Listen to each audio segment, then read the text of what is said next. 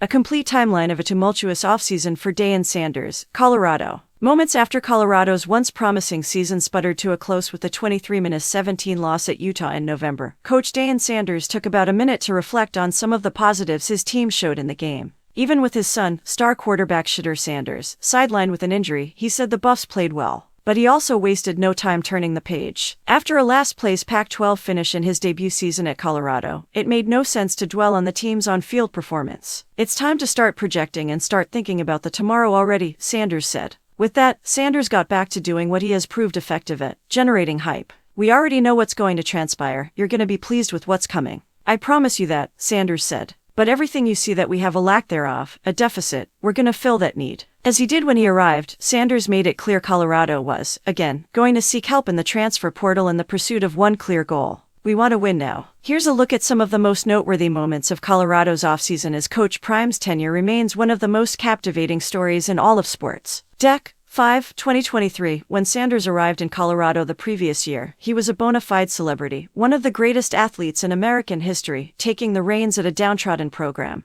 He leaned heavily into making Colorado as visible as possible. Everything, it seemed, was on camera. But after a whole year of that constant visibility, it seemed to become a dynamic that wasn't always positive, he told People magazine. You always wish that you had a little more privacy, he said, but the same thing that makes you shine will show your blemishes. So you've got to take the good with the bad. You can't just want everyone there when the hype machine is rolling. You have to understand there's another side to this. Dec. 20, as Deion alluded to in the Utah news conference, Colorado had glaring holes it needed to fill and almost immediately took steps to shore up a porous offensive line that allowed Shedeur to become one of the most sacked quarterbacks in the country. Colorado welcomed 20 new players in the early transfer window, including 6 offensive linemen: Khalil Benson, Justin Mayers, Yakiri Walker, Tyler Johnson, Philip Houston, and 5-star high school Jordan Seaton. In an interview with the Associated Press, Sanders said, "All these kids have been starters. They're not backups. They weren't lower-level players. They were starters in Power 5. And they know darn well they've got a first-round pick, maybe the first kid in the whole draft, that they're protecting. That means something to them." Dec.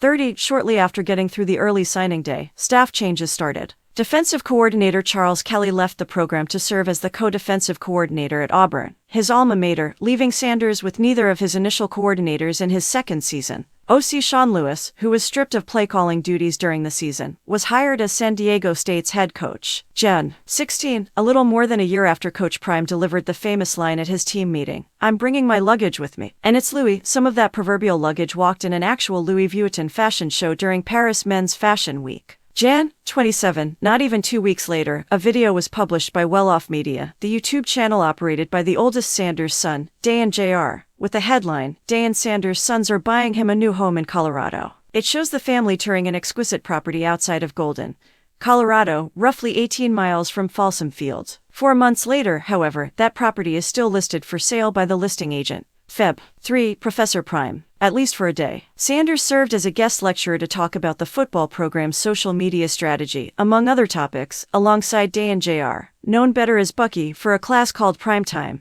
Public Performance and Leadership. Feb. 9, former Cincinnati Bengal secondary coach Robert Livingston was hired as the defensive coordinator, and Pat Shurmur, who took over play-calling duties from Lewis, was confirmed as the permanent OC. Colorado also announced Phil Loadholt as the OL coach and Jason Phillips as the receivers coach. Feb. 20, smack in the middle of a recruiting dead period, Sanders was announced as an owner of the sports nutrition company Redcon1. In a news release announcing the deal, the company said, "Coach Prime will drive Redcon1's expansion directly, especially within the sports nutrition and performance beverage sectors. His creativity and expertise are derived from his personal experiences and success in sports, which will play a pivotal role in continued product innovation and enhancing the brand's visibility." March 12, Sanders' second book, Elevate and Dominate, 21 Ways to Win on and Off the Field, written with Don Yeager, was released as an instant New York Times bestseller. It was accompanied by a 4-stop book tour. April 1, months after Sanders said it was going to happen,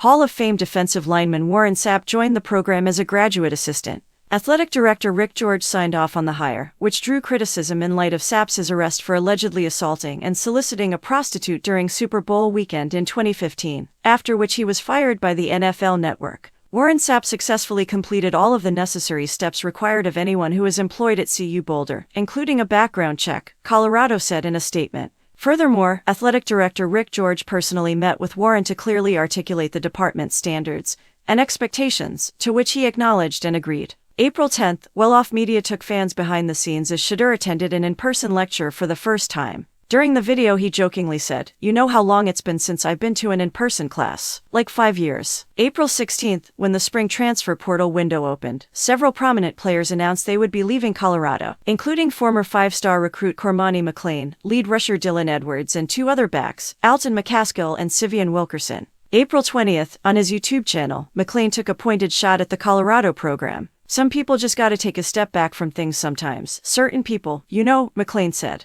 "I feel like I just don't want to play for clicks. I actually want to be involved with a great leading program that's going to develop players." He would later transfer to Florida. April 27th, Colorado fans set a high bar when they sold out Folsom Field for the 2023 spring game. And while this year's version wasn't quite the spectacle, it still drew a respectable crowd of 28,424 despite inclement weather. The game was part of a day that later featured a Lil Wayne concert. May 1st, after a story in The Athletic was published that detailed how former Buffaloes players fared after many were run off following the arrival of Sanders, a series of back-and-forth trash talk ensued, including tweets from Shedeur and Deion. Deion Sanders took aim at one relatively anonymous FCS player from Austin P. He later told the pregame show, "I gotta do better on that and not ride with it, but I was bored. I was bored, and I didn't say nothing hurtful. I don't attack people." May 8th, as Shedeur preps for an important final season of college football in which he's in the conversation to be one of the first quarterbacks taken in next spring's NFL draft, he also found time to drop his first song, "Perfect Timing."